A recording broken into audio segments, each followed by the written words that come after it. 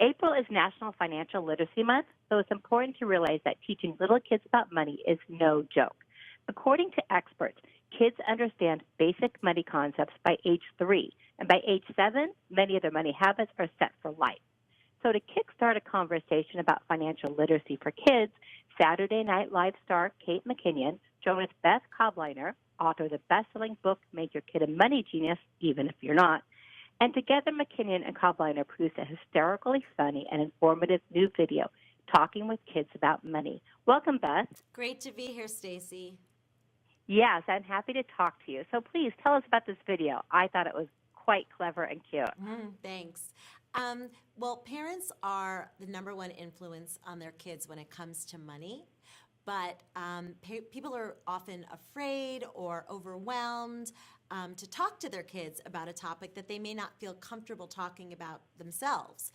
So it was great to hook up with Kate McKinnon, who's a brilliant comedian, and have her work on this with me to make it clear that parents really need to talk to their kids because these kids were so adorable, but they didn't know very much about money, and also make it fun. And so why is National Financial Literacy important month? Right. Well, kids aren't taught many topics about money or personal finance. In school, very few states have requirements that kids take classes in this topic. And it's something that we need for life to ensure our children's financial futures. So in it, we talk about what's a credit card and how if you use a credit card but you can't afford to really buy that item, it's going to cost you a lot of extra money when you have to pay it back. Or the importance of using cash. You know, kids see us using cards and debit cards and phones to buy things, and they don't really understand that it takes real money to buy things. Also, delayed gratification is really important to teach a kid. We wait for the swings, we wait for the holidays to come. We also have to learn to wait and save up to buy something we really want. And I think this video, which is on YouTube and Facebook and on my website, bethkobliner.com, I think really delivers that message with a lot of fun ways to laugh. And parents could watch it and also watch it with their kids. I think that lesson about delayed gratification is important for all of us to learn. Absolutely. So what are some of the most important financial literacy questions you answer in your best-selling book, Make Your Kid a Money Genius?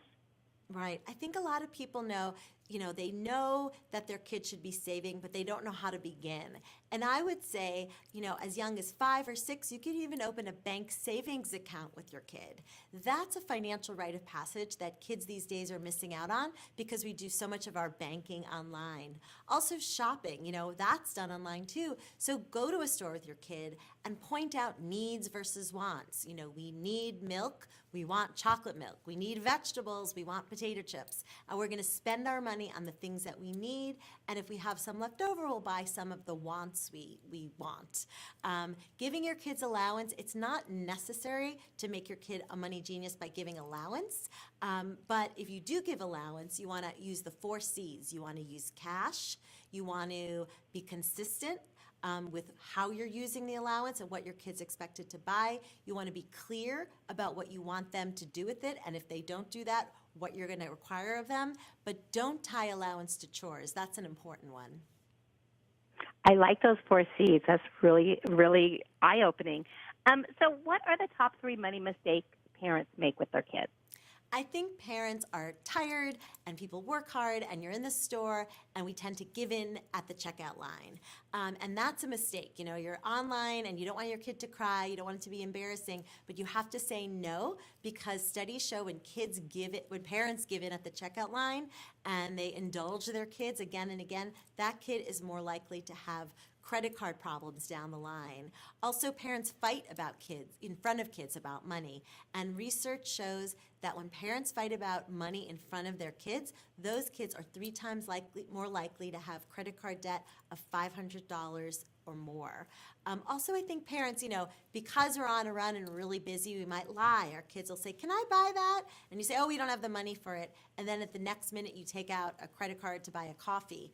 Kids see that and they know you're lying. So be honest and say, nope, we're not going to buy that candy because the dentist says no, or we're not here to buy that today. Whatever your reason is, be honest, and kids will get it and really start to learn the importance and the value of a dollar.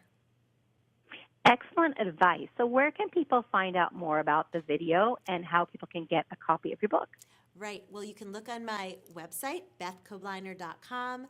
It's on Facebook and YouTube. And from what I hear, more than 500,000 people already, checked it out online. So if you like it, please share it with other people, because I'm hoping that it will get these financial literacy conversations started between parents and their kids. I agree. It's absolutely important. I'm a mom of 6 kids. Whoa, 4 of them out of 6 college. kids. 4 out of college, working on their own, and those lessons start early. Absolutely. I absolutely agree with setting up those bank accounts when they're young so they can have a place to go to the bank and deposit their birthday checks, their, gift checks. And teaching them to save. Exactly. Because that's really it's all about. They need money to buy the things they want. And by setting it up for them when they're young, it makes it so much easier for them down the line. Yes, and it helps set them up for them being on their own, which is what every parent works towards. Well, Beth, thank you so much for this visit today. I learned some great new advice from you. Thank you. It was a pleasure. Thanks, Stacy.